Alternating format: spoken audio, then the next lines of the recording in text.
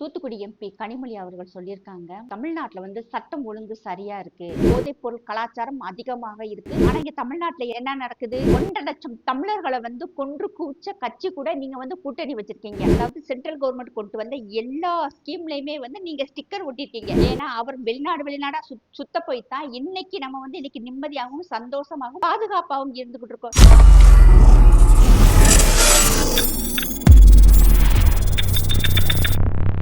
வந்தே மாதரம். சாமானியன் குரல் தேசியவாதிகளுக்கு எனது அன்பான வணக்கங்கள்.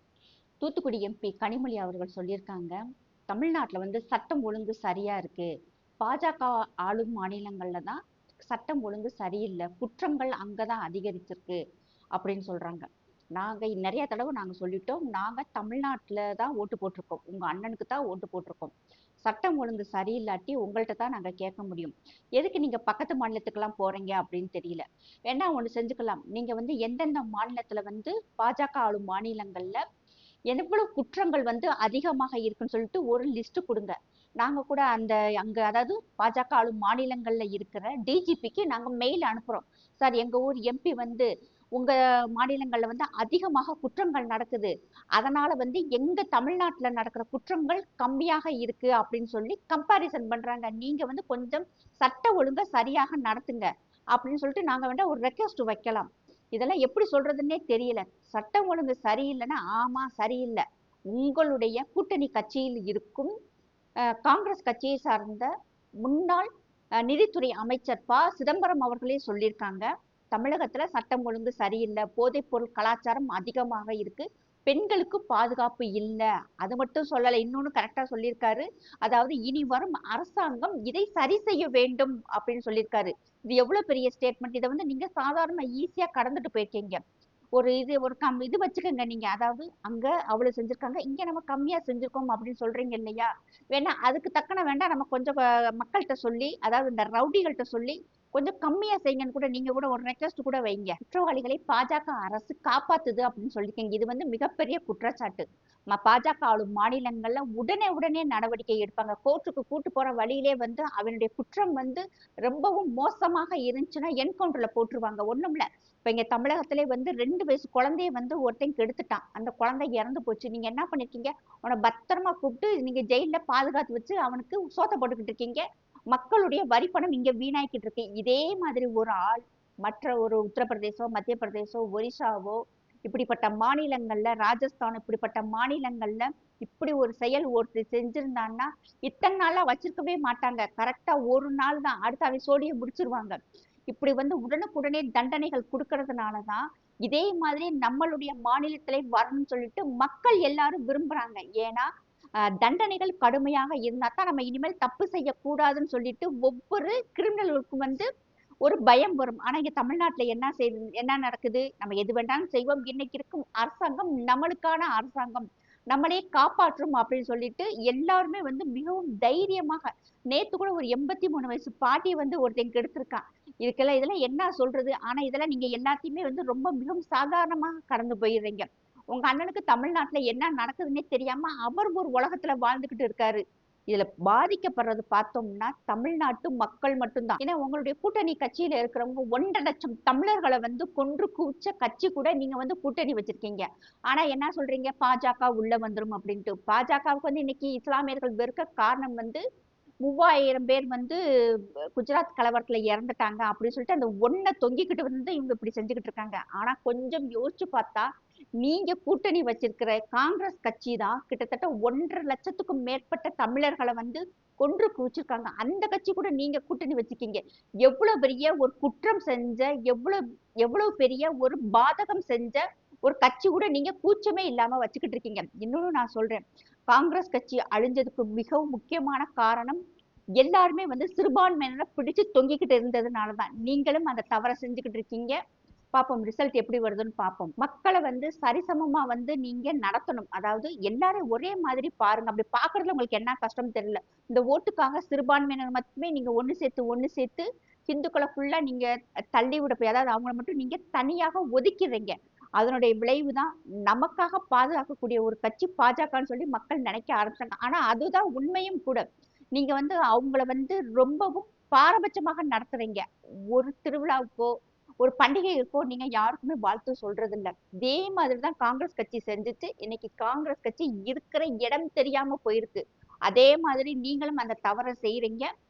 அதுக்குண்டான பலனை கண்டிப்பாக கூடிய விரைவில் நீங்க அனுபவிப்பீங்க. இன்னும் கொஞ்ச நாள் தான் சிறுபான்மையினர் அப்படிங்கிற ஒரு வார்த்தையவே வந்து மத்திய அரசு எடுக்க போறாங்க. ஏன்னா அதை வச்சுட்டானே நீங்க பயமுறுத்திக்கிட்டே இருக்கிறீங்க. 375 எம்பிக்களை விஸ்வ இந்து பரிஷத் போய் சந்திச்சிருக்காங்க. இந்திய அரசியல் அமைப்பின் 29, 30வது பிரிவுகளின் கீழ் வரக்கூடிய சட்டத்தின்படி இந்தியாவில் இருக்கும் அனைத்து மக்களும் ஒரே விதமாக நடத்தப்பட வேண்டும். அனைத்து மக்களுமே வந்து எந்த விதமான பாகுபாடும் இல்லாமல் நடத்தப்பட வேண்டும் அப்படின்னு சொல்லி இருக்கு. அதை வந்து நீங்க அமல்படுத்துங்க. கிட்டத்தட்ட பார்த்தோம்னா யூனிஃபார்ம் சிவில் கோடு மாதிரி தான் இதுவும். அதை வந்து எனக்கு விஸ்வ இந்து பரிஷத் வந்து கேட்டிருக்காங்க. 375 எம்பிக்களை பார்த்து அதனுடைய விளக்கம் கேட்டிருக்காங்க. அதனால இனிமேல் வந்து மைனாரிட்டிங்கிற வார்த்தை வந்து கூடிய விரைவில் வந்து நீக்கப்படும். அப்ப எப்படி வந்து நீங்க ஓட்டு கேட்பீங்கன்னு சொல்லி பார்ப்போம். ஸ்டாலின் அவர்கள் சொல்லியிருக்காங்க. அதாவது நம்முடைய பாரத பிரதமர் எப்ப பார்த்தாலும் சுற்றுப்பயணத்திலே இருக்கிறதுனால தமிழ்நாட்டுல வந்து நாங்க என்ன திட்டங்கள் கொண்டு வந்திருக்கோம் சொல்லியே தெரியல. இங்க வந்து இருந்து பார்த்தாதான் தெரியும். ஒரு வாரம் வந்து எங்க கூட வந்து நீங்க இருங்க. தமிழ்நாட்டினுடைய திட்டங்களை பூரா நீங்க தெரிஞ்சுக்கங்க அப்படின்னு சொல்லிக்கலாம். உண்மையிலேயே அதை நீங்க முதல்ல செய்யுங்க. அப்பயாவது அவருக்கு தெரியட்டும். எல்லா அதாவது சென்ட்ரல் கவர்மெண்ட் கொண்டு வந்த எல்லா ஸ்கீம்லயுமே வந்து நீங்க ஸ்டிக்கர் ஒட்டிருக்கீங்க.